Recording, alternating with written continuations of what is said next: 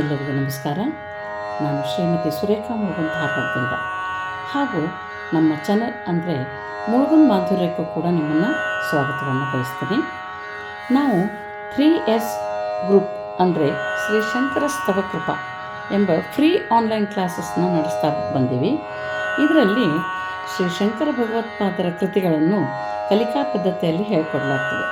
ಇಲ್ಲಿವರೆಗೆ 25 ಕೃತಿಗಳನ್ನು ಕಲಿಸಿ 2 ವರ್ಷ ಶ್ರೀ ಶಂಕರ ಮಠ ಧಾರವಾಡದಲ್ಲಿ ಸಮರ್ಪಣಾ ಕಾರ್ಯಕ್ರಮವನ್ನು ಸಹ ಪೂರ್ಣಗೊಳಿಸಿದ್ದೇವೆ. ಇದು 3ನೇ ವರ್ಷಕ್ಕೆ ಕಾಲಿಟ್ಟಿದ್ದೇವೆ ಅಂತ ಹೇಳಲಿಕ್ಕೆ ನನಗೆ ತುಂಬ ಸಂತೋಷ ಅನ್ನಿಸ್ತದೆ. ಈಗ 2ನೇ ಸಲ ಸೌಂದರ್ಯ ಲಹರಿಯನ್ನು ಕಲಿಕಾ ಪದ್ಧತಿಯಲ್ಲೇ ಕಲಿಸ್ಕೊಡ್ಬೇಕಂತ ತುಂಬ ಜನರ ಆಸೆ ಮೇರೆಗೆ ಕಲಿಸಲಿಕ್ಕೆ ಮುಂದಾಗಿದ್ದೀನಿ. ಇದು ನನ್ನ ಸುದೈವ. ಇದರ ಉಪಯೋಗವನ್ನು ಹೆಚ್ಚು ಜನ ತೆಗೆದುಕೊಳ್ಳಿ ಅಂಥೇಳಿ ನಾನು ಆಶಿಸ್ತೇನೆ. ಈ ಕಲಿಕಾಕ್ರಮದಲ್ಲಿ ನನ್ನ ಜೊತೆ ಶ್ರೀಮತಿ ಸ್ವಪ್ನ ಮುಳುಗುಂದ್ ಅವರು ನನ್ನನ್ನು ಸಹಕರಿಸಿದ್ದಾರೆ. ಅವರಿಗೆ ಕೂಡ ನಾನು ಧನ್ಯವಾದಗಳನ್ನು ಅರ್ಪಿಸ್ತೀನಿ. ಬನ್ನಿ, ಪಾರಾಯಣ ಪದ್ಧತಿಯಲ್ಲಿ ಮೊದಲು ನಮನ ಶ್ಲೋಕ, ಧ್ಯಾನ ಶ್ಲೋಕ, ಅನಂತರ ಸೌಂದರ್ಯ ಲಹರಿಯ ಶ್ಲೋಕವನ್ನು ಕಲಿಯೋಣ. ಕಲಿತು ಮಹಾತ್ರಿಪುರ ಸುಂದರಿಯ ಕೃಪೆಗೆ ಎಲ್ಲರೂ ಪಾತ್ರರಾಗೋಣ. ನಮನ ಶ್ಲೋಕವನ್ನು ಹೇಗೆ ಹೇಳಬೇಕು ಅನ್ನೋದನ್ನು ಓದಿ ಹೇಳ್ತದೆ ಫಸ್ಟು. ಆಮೇಲೆ ಅದನ್ನು ರಾಗದಲ್ಲಿ ಹೆಂಗೆ ಹೇಳಬೇಕು ಅನ್ನೋದನ್ನು ಹೇಳ್ಕೊಡ್ತೀವಿ. ಮೊದಲಿಗೆ ಓದಿ ಹೇಳ್ತೀವಿ. ಸೌಂದರ್ಯ ಲಹರಿ ಕರ್ತ್ರೆ ಸರ್ವಮಂಗಲದಾಯಿನೇ ಶಂಕರಾಚಾರ್ಯವರ್ಯಾಯ ಯತಿರಾಜಾಯ ತೇ ನಮಃ. ಸೌಂದರ್ಯ ಲಹರಿ ಕರ್ತ್ರೆ सौंदर्य लहरी कर्त्रे सौंदर्य लहरी कर्त्रे सर्वमंगलदायिने सर्वमंगलदायिने सर्वमंगलदायिने सौंदर्य लहरी कर्त्रे सर्वमंगलदायिने सौंदर्य लहरी कर्त्रे सर्वमंगलदायिने सौंदर्य लहरी कर्त्रे सर्वमंगलदायिने शंकराचार्यवर्याय शंकराचार्यवर्याय शंकराचार्यवर्याय यतिराजाय ते नमः. यतिराजाय ते नमः. यतिराजाय ते नमः. शंकराचार्यवर्याय यतिराजाय ते नमः. शंकराचार्यवर्याय यतिराजाय ते नमः. शंकराचार्यवर्याय यतिराजाय ते नमः. सौंदर्य लहरी कर्त्रे सर्वमंगलदायिने शंकराचार्यवर्याय यतिराजाय ते नमः. सौंदर्य लहरी कर्त्रे सर्वमंगलदायिने शंकराचार्यवर्याय यतिराजाय ते नमः. सौंदर्य लहरी कर्त्रे सर्वमंगलदायिने शंकराचार्यवर्याय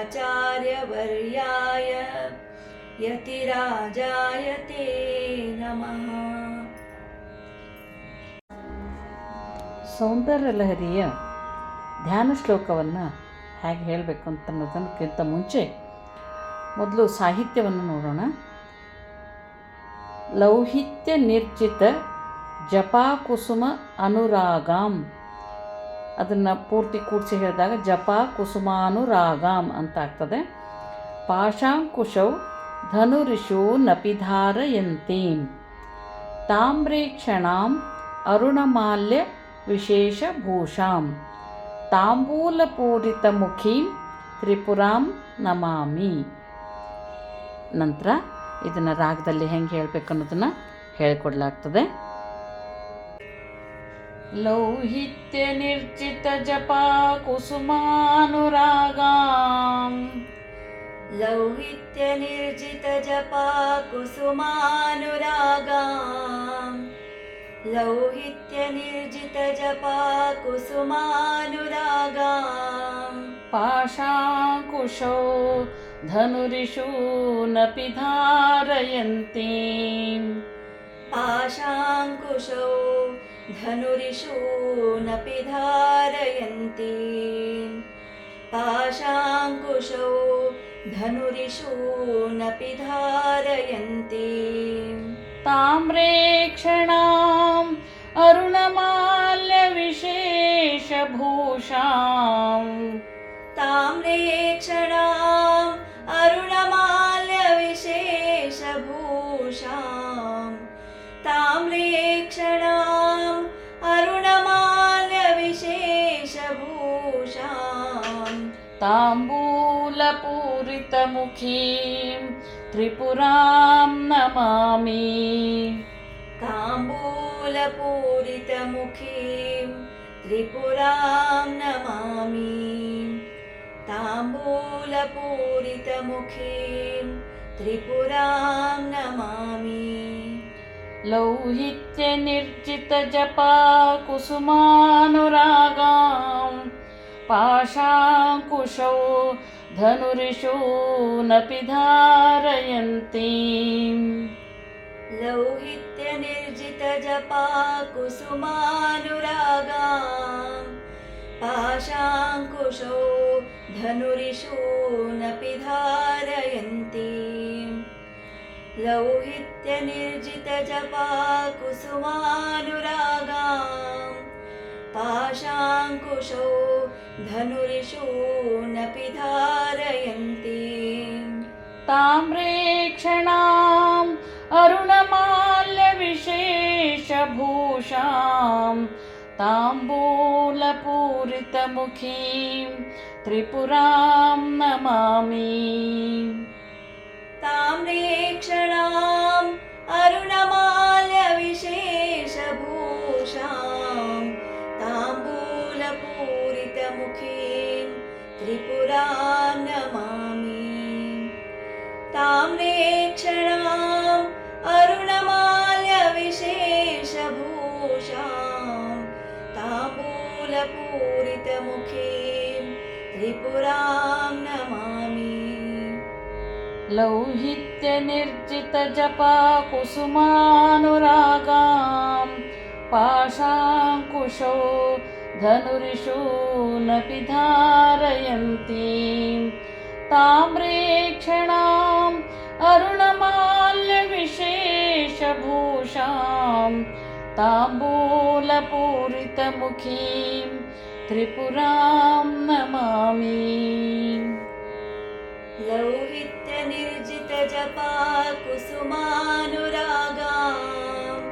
ಪಾಶಾಂಕುಶೋ ಧನುರಿಷು ನಪಿ ಧಾರಯಂತೀಂ ತಾಮ್ರೇಕ್ಷಣಾಂ ಅರುಣಮಾಲ್ಯ ವಿಶೇಷಭೂಷಾಂ ತಾಂಬೂಲಪೂರಿತಮುಖೀಂ ತ್ರಿಪುರಾಂ ನಮಾಮಿ. ಲೌಹಿತ್ಯ ನಿರ್ಜಿತ ಜಪಾ ಕುಸುಮಾನುರಾಗಾಂ ಪಾಶಾಂಕುಶೋ ಧನುರಿಷು ನಪಿ ಧಾರಯಂತೀಂ ತಾಮ್ರೇಕ್ಷಣಾಂ ಅರುಣಮಾಲ್ಯ ವಿಶೇಷಭೂಷಾಂ ತಾಂಬೂಲಪೂರಿತಮುಖೀಂ ತ್ರಿಪುರಾಂ ನಮಾಮಿ.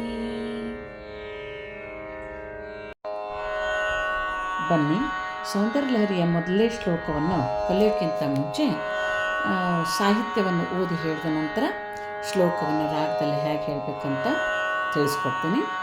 ನೀವು ಕೂಡ ನಾನು ಹೇಳಿದಂತೆ ಮತ್ತೆ ಮತ್ತೆ ಅದನ್ನು ಪುನರಾವರ್ತಿಸೋದ್ರಿಂದ ನಿಮಗೆ ಕಲಿಯಲಿಕ್ಕೆ ಭಾಳ ಅನುಕೂಲ ಆಗ್ತದೆ. ಇನ್ನೊಂದು ವಿಷಯ, ಯಾವುದೇ ಅಕ್ಷರದ ಮುಂದೆ ವಿಸರ್ಗ ಇದ್ದರೆ, ಅಂದರೆ 2 ಸೊನ್ನೆಗಳು ಮೇಲೊಂದು ಚಿಕ್ಕಿ ಕೆಳಗೊಂದು ಆಹಾ ಆಹಾ ಅಂತ ಬರ್ತಲ್ಲ, ಹಾಗಲ್ಲಿ ವಿಸರ್ಗ ಇದ್ದರೆ ಅರ್ಧ ಹಕಾರವನ್ನು ಮತ್ತು ವಿಸರ್ಗದ ಮುಂದಿನ ಅಕ್ಷರವನ್ನು ಒತ್ತಿ ಹೇಳಬೇಕಾಗ್ತದೆ. ಆಮೇಲೆ ಎಲ್ಲೆಲ್ಲಿ ಅಲ್ಪಪ್ರಾಣ, ಮಹಾಪ್ರಾಣ, ದೀರ್ಘ ಸ್ವರ, ಹ್ರಸ್ವ ಸ್ವರ ಇರ್ತದೋ ಅದನ್ನು ಗಮನದಲ್ಲಿಟ್ಕೊಂಡು ಶ್ಲೋಕವನ್ನು ಹೇಳಬೇಕಾಗ್ತದೆ. ಬನ್ನಿ, ನಮ್ಮ ಕಲಿಕಾ ಪದ್ಧತಿಯ ಮೊದಲನೇ ಶ್ಲೋಕ, ಸೌಂದರ್ಯ ಲಹರಿಯ ಮೊದಲನೇ ಶ್ಲೋಕವನ್ನು ಕಲಿಯೋಣ. ಮೊದಲು ಸಾಹಿತ್ಯವನ್ನು ಓದಿ ಹೇಳ್ತದೆ. ಶಿವ ಶಕ್ತಿಯ ಯುಕ್ತೋ, ಶಿವ ಅದರ ಮುಂದೆ ವದ ಮುಂದೆ ವಿಸರ್ಗ ಇರೋ ಕಾರಣ ಅರ್ಧ ಹಕಾರ. ಶಿವ ಶಕ್ತಿಯ ಯುಕ್ತೋ ಯದಿ ಭವತಿ ಶಕ್ತ ಪ್ರಭವಿತುಂ, ಭವತಿ ಭ ಶಕ್ತ ಮತ್ತು ಅಲ್ಲಿ ವಿಸರ್ಗ ಇದೆ. ಪ್ರಭವಿತುಂ ಭ ಮಹಾಪ್ರಾಣ ಇದೆ. ನಚೇ ದೇವಂ ದೇವೋ ದೀರ್ಘ, ತುಂಬ ಎಳಿಬಾರ್ದು. ನ ಖಲು ಕುಶಲ ಸ್ಪಂದಿತುಮಪಿ, ಪಿ ಅದು ದೀರ್ಘ ಇಲ್ಲ, ಹ್ರಸ್ವ ಇರೋ ಕಾರಣ ಸ್ಪಂದಿತುಮಪಿ ಇಷ್ಟೇ ಹೇಳಬೇಕು. ಅತಸ್ತ್ವಾಂ ಆರಾಧ್ಯಾಂ, ಅತಸ್ತ್ವಾಂ ಆರಾಧ್ಯಾಂ ಅದನ್ನು ಬಿಡಿಸಿ ಹೇಳಿದಾಗ ಹಾಕಾಗ್ತದೆ. ಅದನ್ನು ಕೂಡಿಸಿ ಹೇಳಿದಾಗ ಅತಸ್ತ್ವಾಂ ಆರಾಧ್ಯಾಂ ಹರಿಹರ ವಿರಿಂಚಾದಿಭಿರಪಿ ಪ್ರಣಮ್ತುಂ ಸ್ತೋತುಂ ವಾ ಕಥಮ ಕೃತ ಪುಣ್ಯ ಪ್ರಭವತಿ. ಕಥಮ ಕಥಮ ಥ ಥ ಮಹಾಪ್ರಾಣ ಇದೆ. ಕಥಮ ಕೃತ ಪುಣ್ಯ ಅಲ್ಲಿ ಮತ್ತೆ ವಿಸರ್ಗ ಇರೋ ಕಾರಣ ಅರ್ಧ ಹಕಾರ. ಪ್ರಭವತಿ ಭ ಮಹಾಪ್ರಾಣ. ಪ್ರಣಮ್ತುಂ ಸ್ತೋತುಂ ವ ಕಥಮ ಕೃತ ಪುಣ್ಯ ಪ್ರಭವತಿ. ಬನ್ನಿ, ಇದನ್ನು ರಾಗದಲ್ಲಿ ಹೇಗೆ ಹೇಳಿದಂತ ಹೇಳೋಣಂತೆ. ಶಿವ ಶಕ್ತಿಯ ಯುಕ್ತೋ, ಶಿವ ಶಕ್ತಿಯ ಯುಕ್ತೋ, ಶಿವ ಶಕ್ತಿಯ ಯುಕ್ತೋ ಯದಿ ಭವತಿ ಶಕ್ತಃ ಪ್ರಭವಿತುಂ, ಯದಿ ಭವತಿ ಶಕ್ತಃ ಪ್ರಭವಿತುಂ, ಯದಿ ಭವತಿ ಶಕ್ತಃ ಪ್ರಭವಿತುಂ. ಶಿವ ಶಕ್ತಿಯ ಯುಕ್ತೋ ಯದಿ ಭವತಿ ಶಕ್ತಃ ಪ್ರಭವಿತುಂ, ಶಿವ ಶಕ್ತಿಯ ಯುಕ್ತೋ ಯದಿ ಭವತಿ ಶಕ್ತಃ ಪ್ರಭವಿತುಂ, ಶಿವ ಶಕ್ತಿಯ ಯುಕ್ತೋ ಯದಿ ಭವತಿ ಶಕ್ತಃ ಪ್ರಭವಿತುಂ. ನ ಚೇದೇವಂ ದೇವೋ, ನ ಚೇದೇವಂ ದೇವೋ, ನ ಚೇದೇವಂ ದೇವೋ ನ ಖಲು ಕುಶಲಃ ಸ್ಪಂದಿತುಮಪಿ, ನ ಖಲು ಕುಶಲಃ ಸ್ಪಂದಿತುಮಪಿ, ನ ಖಲು ಕುಶಲಃ ಸ್ಪಂದಿತುಮಪಿ. ಅತಸ್ತ್ವಾಂ ಆರಾಧ್ಯಾಂ, ಅತಸ್ತ್ವಾಂ ಆರಾಧ್ಯಾಂ, ಅತಸ್ತ್ವಾಂ ಆರಾಧ್ಯಾಂ ಹರಿಹರ ವಿರಿಂಚಾದಿಭಿರಪಿ, ಹರಿಹರ ವಿರಿಂಚಾದಿಭಿರಪಿ, ಹರಿಹರ ವಿರಿಂಚಾದಿಭಿರಪಿ. ಅತಸ್ತ್ವಾಂ ಆರಾಧ್ಯಾಂ ಹರಿಹರ ವಿರಿಂಚಾದಿಭಿರಪಿ, ಅತಸ್ತ್ವಾಂ ಆರಾಧ್ಯಾಂ ಹರಿಹರ ವಿರಿಂಚಾದಿಭಿರಪಿ, ಅತಸ್ತ್ವಾಂ ಆರಾಧ್ಯಾಂ ಹರಿಹರ ವಿರಿಂಚಾದಿಭಿರಪಿ.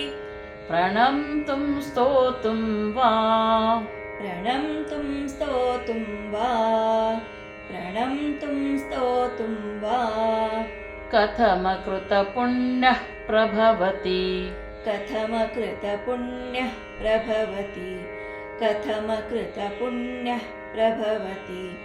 ಪ್ರಣಮ್ತುಂ ಸ್ತೋತುಂ ವಾ ಕಥಮ ಕೃತ ಪುಣ್ಯಃ ಪ್ರಭವತಿ. ಪ್ರಣಮ್ತುಂ ಸ್ತೋತುಂ ವಾ ಕಥಮ ಕೃತ ಪುಣ್ಯಃ ಪ್ರಭವತಿ, ಪ್ರಣಮ್ತುಂ ಸ್ತೋತುಂ ವಾ ಕಥಮ ಕೃತ ಪುಣ್ಯಃ ಪ್ರಭವತಿ. ಶಿವ ಶಕ್ತಿಯ ಯುಕ್ತೋ ಯದಿ ಭವತಿ ಶಕ್ತಃ ಪ್ರಭವಿತುಂ, ನ ಚೇದೇವಂ ದೇವೋ ನ ಖಲು ಕುಶಲಃ ಸ್ಪಂದಿತುಮಪಿ.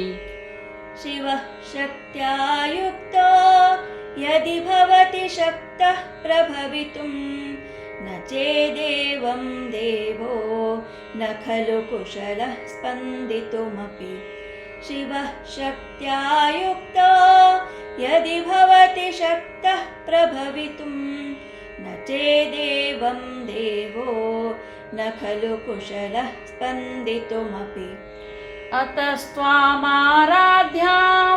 हरिहरविरिञ्चादिभिरपि प्रणम्तुं स्तोतुं वा कथमकृतपुण्यः प्रभवति अतस्त्वामाराध्यां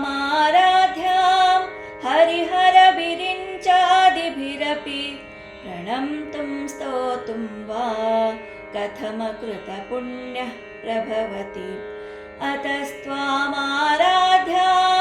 हरिहरविरिञ्चादिभिरपि प्रणम्तुं स्तोतुं वा कथमकृतपुण्यः प्रभवति शिवः शक्त्या युक्तो यदि भवति शक्तः प्रभवितुं न चेदेवं देवो न खलु कुशलः स्पन्दितुमपि अतस्त्वामाराध्यां हरिहरविरिञ्चादिभिरपि प्रणम्तुं स्तोतुं वा कथमकृतपुण्यः प्रभवति शिवः शक्त्या युक्तो यदि भवति शक्तः प्रभवितुं न चेदेवं देवो न खलु कुशलः स्पन्दितुमपि अतस्त्वामाराध्यां हरिहरविरिञ्चादिभिरपि प्रणम्तुं स्तोतुं वा कथमकृतपुण्यः प्रभवति शिवः शक्त्या युक्तो यदि भवति शक्तः प्रभवितुं न चेदेवं देवो न खलु कुशलः स्पन्दितुमपि अतस्त्वामाराध्यां हरिहरविरिञ्चादिभिरपि प्रणम्तुं स्तोतुं वा कथमकृतपुण्यः प्रभवति ನಿಮಗೆ ನಮ್ಮ ಕಲಿಕಾ ಪದ್ಧತಿ ಇಷ್ಟವಾದಲ್ಲಿ ಸಬ್ಸ್ಕ್ರೈಬ್ ಆಗಿರಿ, ಲೈಕ್ ಮಾಡಿರಿ, ಶೇರ್ ಮಾಡಿರಿ, ಬೆಲ್ ಐಕಾನ್ ಒತ್ತಿ ಮತ್ತು ಯೂಟ್ಯೂಬ್ನಲ್ಲಿ ಕಮೆಂಟ್ ಮಾಡೋದನ್ನು ಮರಿಬೇಡ್ರಿ. ಇನ್ನು ಶ್ರೀ ಭಗವತ್ಪಾದರ ಅದ್ಭುತವಾದ ಹಾಗೂ ಮೇರುಕೃತಿಯಾದ ಸೌಂದರ್ಯ ಲಹರಿಯ 100 ಶ್ಲೋಕಗಳ ಅರ್ಥ ವಿವರಣೆ, ಜಪಸಂಖ್ಯೆ, ಫಲ, ಪರಿಹಾರ ಹಾಗೂ ನೈವೇದ್ಯಗಳ ಬಗ್ಗೆ ತಿಳಿಯಲು ನೀವು ಮಾಡಬೇಕಾದದಿಷ್ಟೇ. ಸ್ಮೃತಿ ಆಸ್ಟ್ರೋ @0347 ಚಾನಲ್ಗೆ ಸಬ್ಸ್ಕ್ರೈಬ್ ಆಗಿರಿ, ಶೇರ್ ಮಾಡಿರಿ, ಲೈಕ್ ಮಾಡಿರಿ ಮತ್ತು ಬೆಲ್ ಐಕಾನ್ ಒತ್ತಿ ಮತ್ತು ಯೂಟ್ಯೂಬ್ನಲ್ಲಿ ಕಮೆಂಟ್ ಮಾಡೋದನ್ನು ಮರಿಬೇಡ್ರಿ. ನಮಸ್ಕಾರ. ಸರ್ವೇ ಜನಾಃ ಸುಖಿನೋ ಭವಂತು.